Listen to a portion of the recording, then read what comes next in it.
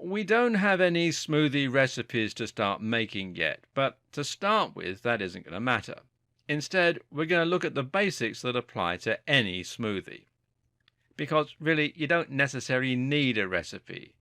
There's nothing wrong with just experimenting with different combinations of fruits and vegetables and tweaking the ratios to find things you like.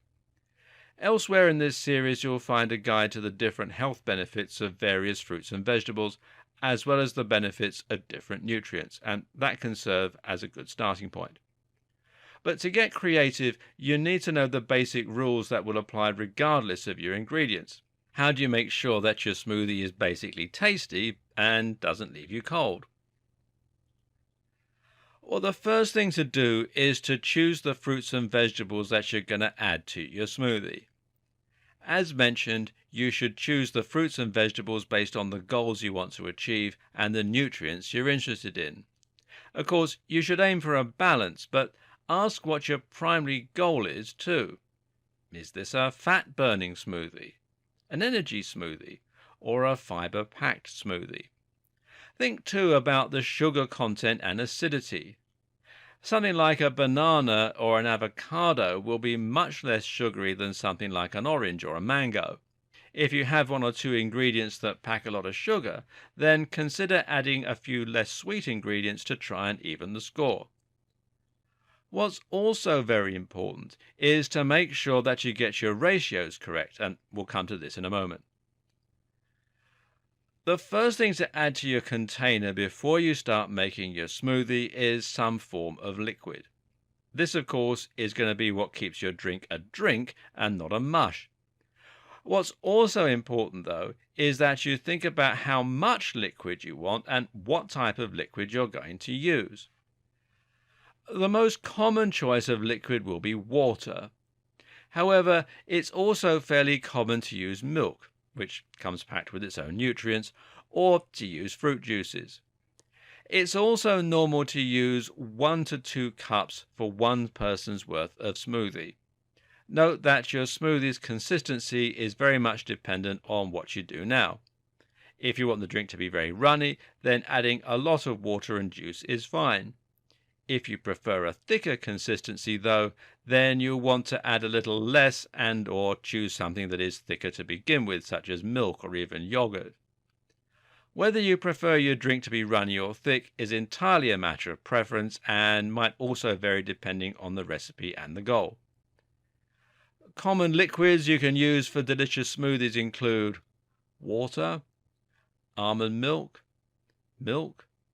coconut milk, coconut water, organic fruit juice, freshly squeezed juice, kefir, tea, or yogurt.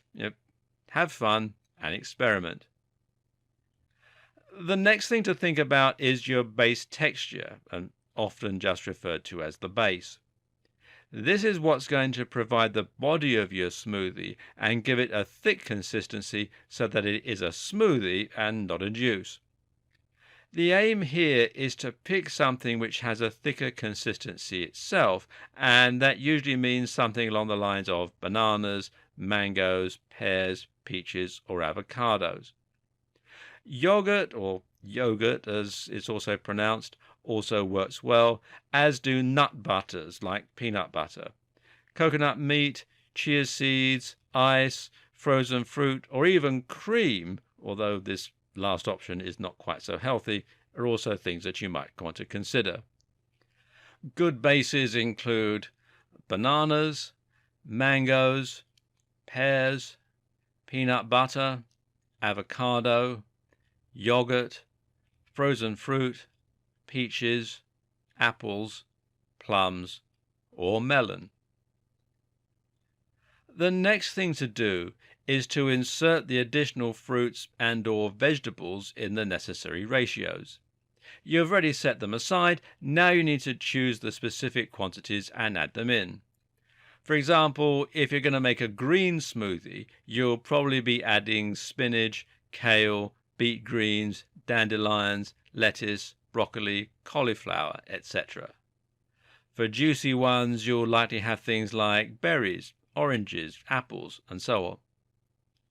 You already have your base, and this is going to give the most flavor to begin with. Choosing fruits from here is a matter of choosing what goes well with that base, and you can work this out by thinking about what works well on a plate together. For example, a great dessert is to have berries with yogurt, and for that reason you can get the same delicious effect by adding berries to a yogurt base. This will give you a ton of antioxidants, while the yogurt in particular will help you to get digestive benefits, and we'll talk more about this in a subsequent video. Conversely, strawberries are known to go very well with bananas. Likewise, mangoes and orange is a great mix. With all that done, add your fruits into the blender, de-seeded and de-stoned of course, and then blend them up into a pulp. You can always add more water at this point if you decide it needs it. Remember to keep your hand over the lid though.